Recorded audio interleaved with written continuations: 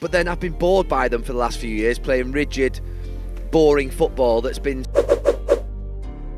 맨체스터 시티가 징계를 받을 위기에 처했습니다. 지난 4일 맨시티는 토트넘과의 경기에서 경기 종료 직전의 판정에 불만을 품고 사이먼 후퍼 주심을 에워쌌습니다. 토트넘이 3대3으로 역전한 뒤 후반 추가 시간 홀란드는 에메르송 태클에 넘어졌는데 후퍼 주심은 휘슬을 불지 않았고 경기를 그대로 진행시켰습니다. 그러나 홀란드의 패스가 그릴리시 앞에 떨어진 순간 후퍼 주심은 휘슬을 불어 맨시티의 프리킥을 선언했죠. 그러자 맨시티 선수들은 흥분하며 후퍼 주심에게 달려들었습니다. 결국 경기는 무승부로 종료됐습니다. 하지만 옐로 카드를 받은 홀란드는 경기가 끝난 뒤에도 분노를 사기지 못했고 자신의 SNS에 왓더벅이라는 문구를 적었습니다. 결국 맨시티는 잉글랜드 축구협회로부터 징계를 부과받을 것으로 보입니다. 로이터에 의하면 FA는 성명을 내고 토트넘전에서 맨시티 선수단이 주심을 에워싼 행위는 협회 규정 20.1 위반이라고 지적했습니다. 이어 구단은 선수들의 부적절한 행동을 통제하지 못했다며 징계 가능성을 시사합니다. 20.1은 선수가 공격적, 폭력적, 위협적, 외설적, 자극적, 부적절한 방식으로 행동하지 않도록 구단에 의무화하는 규정입니다. 펩 감독 역시 불만을 드러내며 인터뷰를 진행했습니다. Just with regard to the Erling Haaland, Simon Hooper, the referee, blowing up after he waved play on, you said you want to do a Mikel Arteta comment about this. I would not It looked a very odd decision because he did wave play on, so surely you can speak about it in general terms, what you think about it. And Erling go down for the action from Davis. In the moment they whistle, it's fine. But in that moment, stand up, continue, and the referee make that gesture, play on.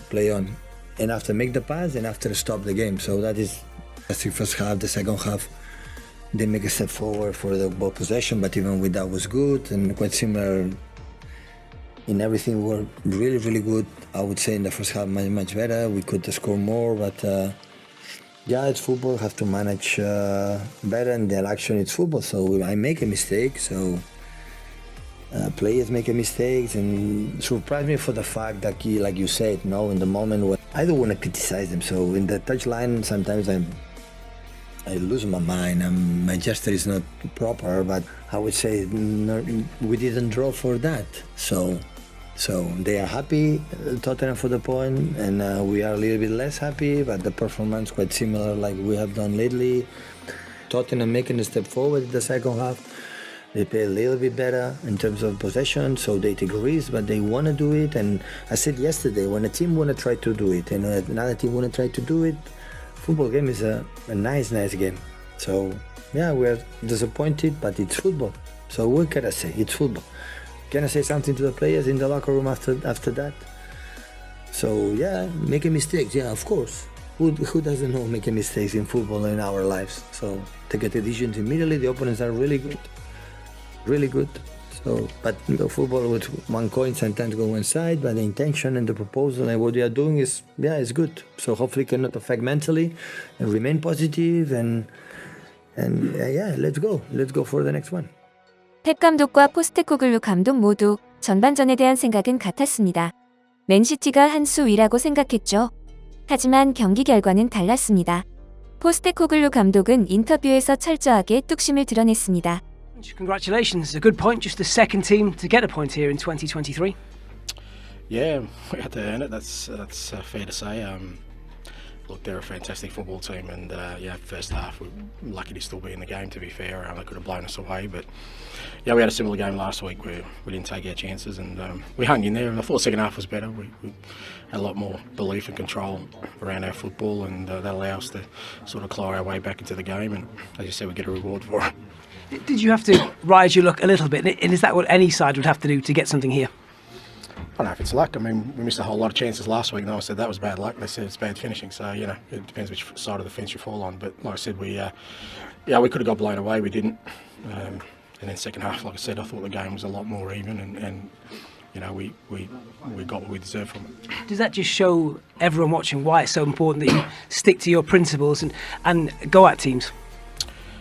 Look, I mean, it's easier said than done, particularly against a fantastic football side like them. They're going to pin you back. It's hard to get the ball off them. But we still had a chance at half time, and we had to show some resilience there as well, coming back. because again, when you go down, it's very easy to drop your heads. But right up until the end, we were still trying to score. You just got to stay sort of resilient in that approach. And I thought we did that in the second half today. Look, it could have all gone very pear-shaped for us. But as I said to the players at half-time, that's my responsibility.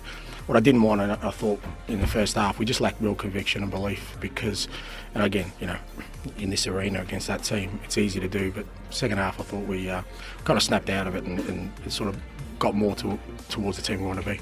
2 big games coming up now in the next 7 days. Any chance of getting anyone back before either of those? We'll get Romero back, which will be massive for us, or a challenge for us. So we'll get Romero back. It was good to get Richie some time today. Hopefully, Pape Sarr by the end of the week will be back, and the rest of them all long term won't be back till January. I suppose equally importantly, no fresh ones today. Yeah. Hopefully everyone's okay. So clean bill of health. 선수들의 용기와 신뢰 중심엔 손흥민이 있었습니다. 맨유 레전드 게리 네빌도 손흥민은 끝났다고 생각했는데 에너지를 되찾고 최고의 선수로 돌아왔다. 최전방 공격수로 성공하고 있다며 활약에 박수를 보냈습니다. Look, we knew Spurs would cause problems here today with City, but I just thought they'd get beat up and they'd get blown away because I didn't think they would be able to keep City out, and I didn't think City would concede 3. But there was a pattern here today with the Liverpool game, even though it was a very different game, how both sort of away teams played, that City allowed the game to drift. They didn't seem serious enough about the danger that existed in the game. And what that amounts to, without a shadow of a doubt, is a complacency. And that used to happen regularly in seasons where we'd won the league and the year after you come back and it's going to be easy. In fact, it is easy for them for large parts.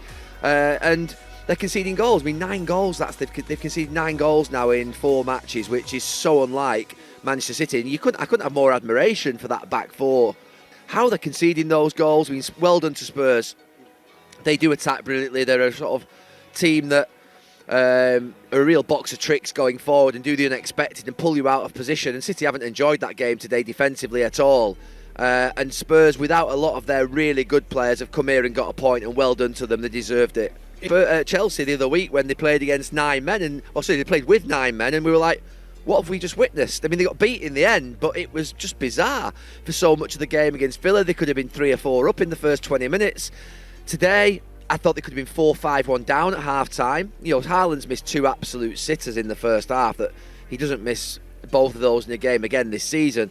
But you're right, there is an element of madness, but there is an element of brilliance about how Spurs play. There is no doubt about that. You can't come here and do what they've done and play the level of football that they've done. And Ange Postecoglou's only had a very limited amount of time with his club and these players.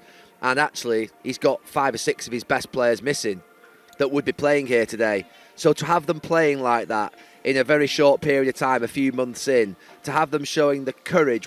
One thing that I can never, ever question about this Spurs team is the courage to play.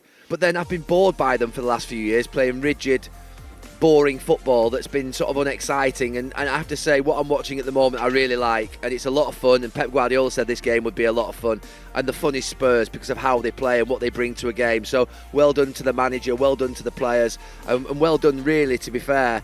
And they'll be conceding goals in games, they'll drive you nuts in some games, but they'll be blowing you away and thinking, wow, they're the best team to watch in the league, and you want the Spurs game every single week on Cocom because it's just exciting, and that's how I feel at the moment. You can't watch a game that is not exciting, and I'm doing the game next week against Newcastle. I'm already looking forward to it because it'll be brilliant. But what I would say is that I think they'll settle down into sort of between 4th and 6th, but you never know, and if they get all their players fit, and particularly their 2 centre-backs, they're big losses. I mean, you're playing out there today, with 2 full-backs, and not even your first, choice full-back. Ben Davies isn't the first choice left-back. So you're playing out there today with sort of Emerson Royal and Ben Davies at full-backs against Erling Haaland. That's a mismatch, and yet they've got through the game. They've conceded 3, yes, but they pulled a point out of the game, and they deserve a lot of credit for it. 여러분의 소중한 의견을 남겨주세요. 바쁘시더라도 구독과 좋아요 부탁드립니다. 지금까지 단골이시였습니다. 시청해주셔서 감사합니다.